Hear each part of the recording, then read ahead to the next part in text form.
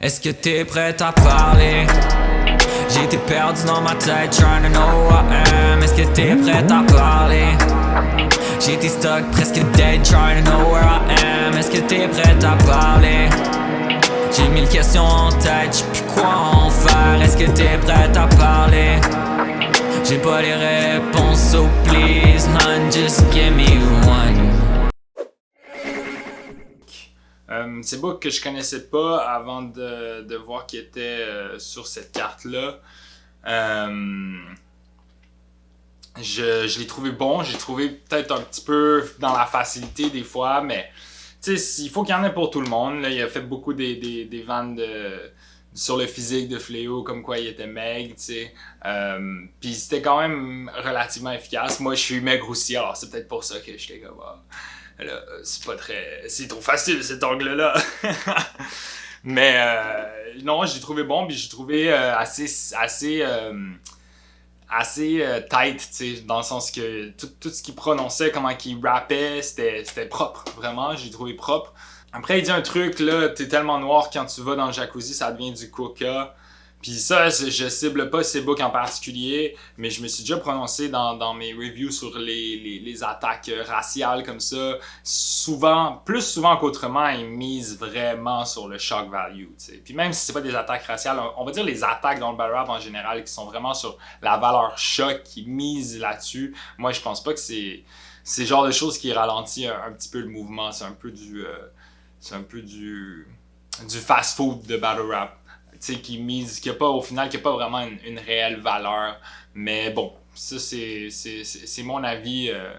C'est juste une parenthèse que je voulais faire. Après, je pense que dans le troisième, il réussit à faire un nice flip. Puis bon, il dit t'achètes ta bœuf à un blanc qui achète sa bœuf à un blanc qui achète sa bœuf au deep web. T'sais. Ça, bon, est-ce que c'est racial? I guess, vu qu'il dit blanc, mais peu importe. Comme ça, par exemple, je trouve que c'est un délire, c'est une idée, c'est un concept de comme t'achètes loin de la source, ça va, il y a pas de, ça mise pas sur le shock value, juste pour faire un petit contraste avec ce que je viens de dire. Après, Fléau de son côté, puis il sort la performance de sa vie, lui, il a été animé, puis tout de suite, la crowd a embarqué, il envoyait l'énergie, là, il envoyait des grosses bars de qualité. Il dit même fuck tes vannes, il a comme répondu au premier round. Il dit j'écris pour d'autres, puis il redit plus tard. Tu parles de. Alors, je pense, en parlant aux fans, il dit vous m'insultez alors que vous savez même pas que j'ai écrit pour vos battle rappeurs préférés. Ça, je suis bien curieux, là. Je serais bien curieux de savoir c'est pour qui que Fléau écrit.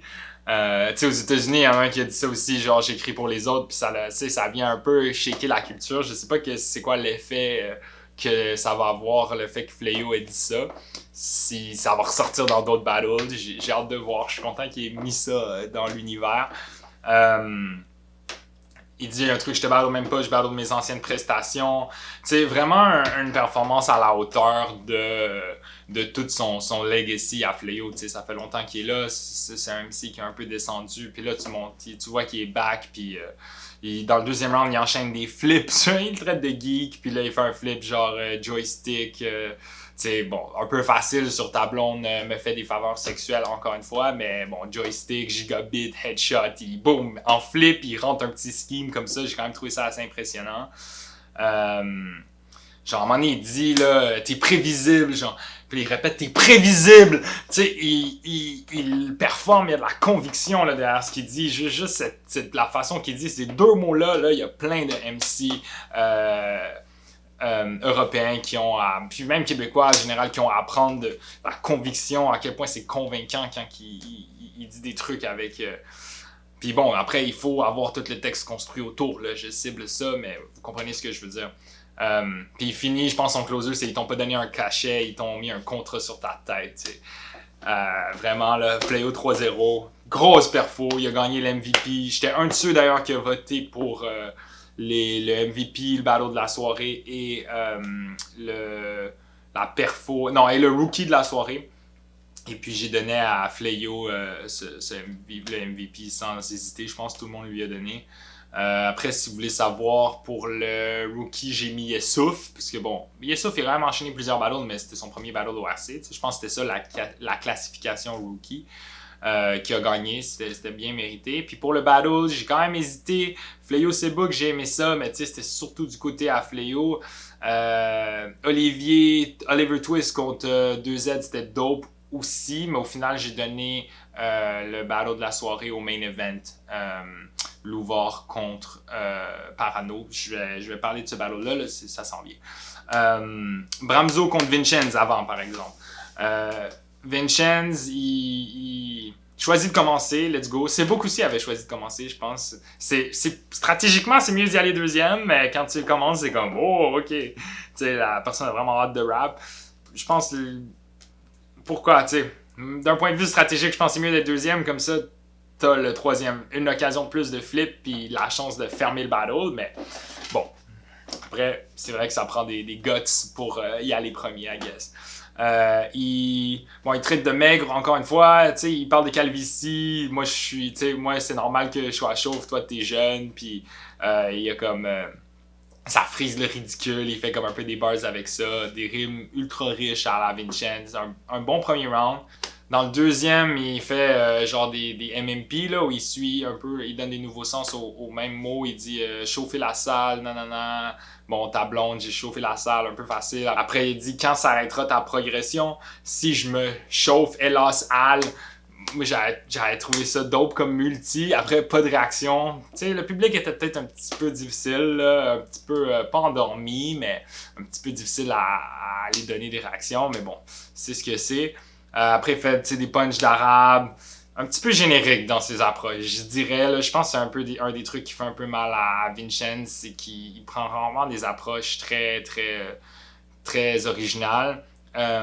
Par contre, il finit avec une date, genre la date du event. Je me sens comme un musulman au Ramadan, je vais briser le jeûne en mode Bramzo et c'est un jeûne. Ça, j'ai trouvé que c'était un bon ender.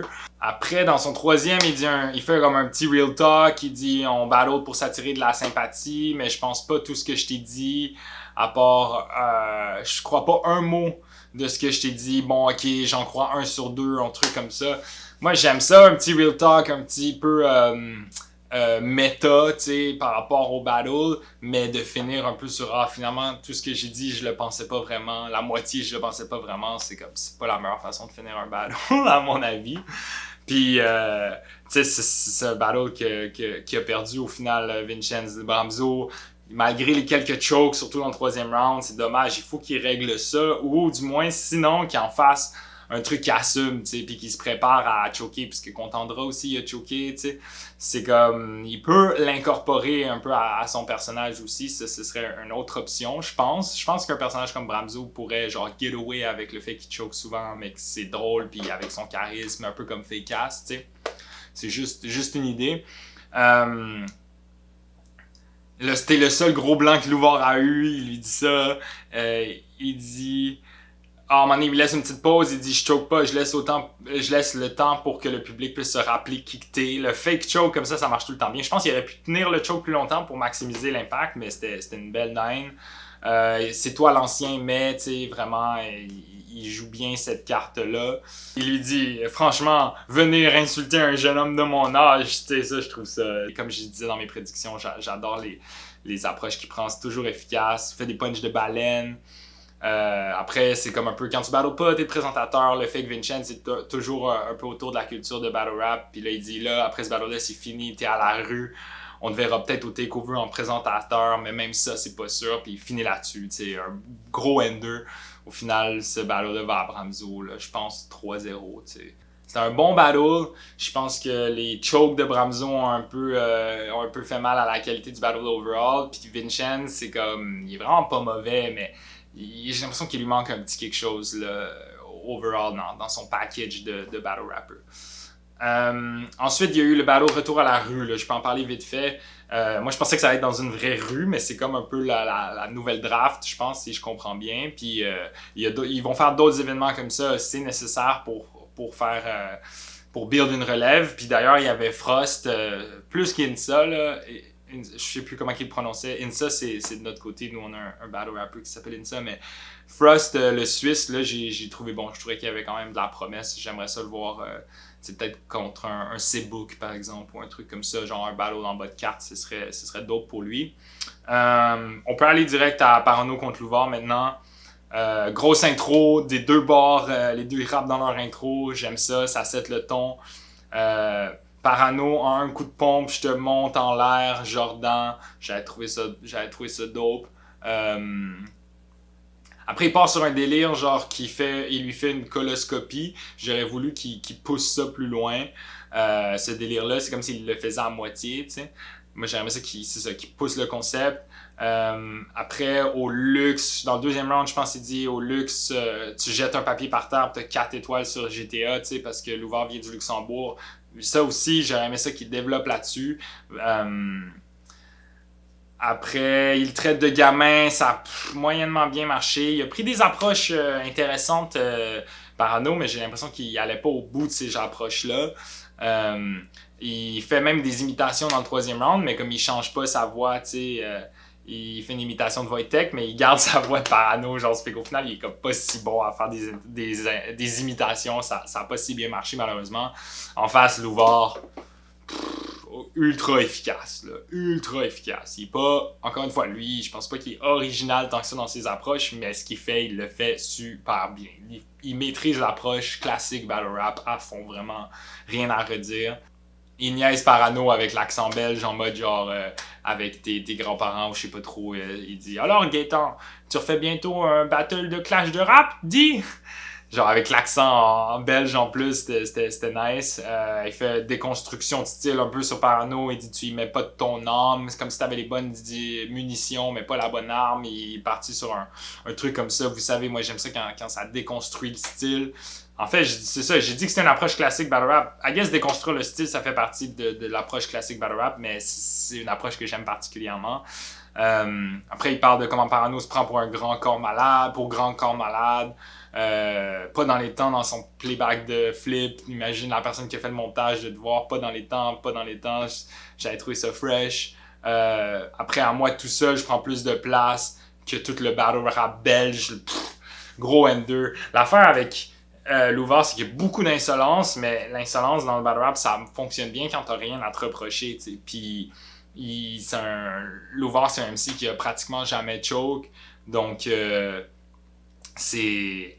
Même le monde en a parlé, genre Bramzo en a parlé, le fait que Louvard choke jamais à ce point-ci, c'est comme un exploit, surtout qu'il y a quand même beaucoup de choke dans le battle rap européen. C'est dommage, là. Dans ce event-là, il y a eu trop de choke, à mon avis. Là. Il faut répéter.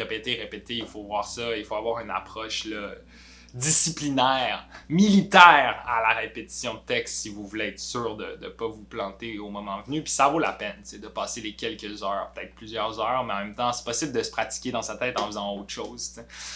Mais bon, on va pas rentrer trop en détail là-dessus. Là. Je veux pas donner mes méthodes pour ça. Il faut qu'on me paye.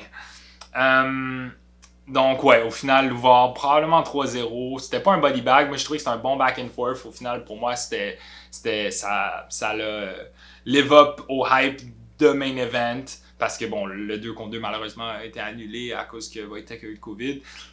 Mais vraiment, ça a répondu aux attentes de main event. C'est pour ça que moi j'ai donné ce battle-là meilleur battle de la soirée. Je pense que ça conclut. Je sais que l'ARC ont d'autres événements, d'autres concepts, d'autres trucs qui vont continuer à push. T'sais, moi, je suis content de les voir de retour. Maintenant, on a comme tout le monde qui est là dans le battle rap européen qui font avancer la culture. J'ai hâte de voir. Je veux voir un retour de la BBC, je veux voir un retour de la 59 Arena. Je sais que c'est plus complexe de faire des événements en ce moment, mais je veux que tout le monde revienne là, pour que ça soit ultra actif et qu'on ait une belle scène en santé. Mais elle l'est en santé.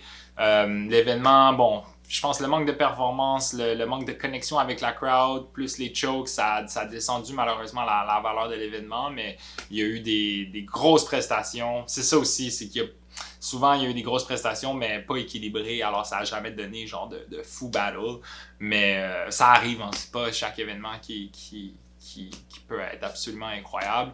Moi je pense que c'était bon, puis j'ai hâte de voir la suite. Par contre, on est out. I mean pourquoi je la crois et que de l'eau pure après la carte. I swear I'm up to no good. Pourquoi je vois toujours demain de mauvais augure? Peut-être vu que j'ai pris un wrong turn 2 fois plus tôt qu'une. I mean j'apprends seulement de mes erreurs. So quand je vois que je les répète, ça me fait peur.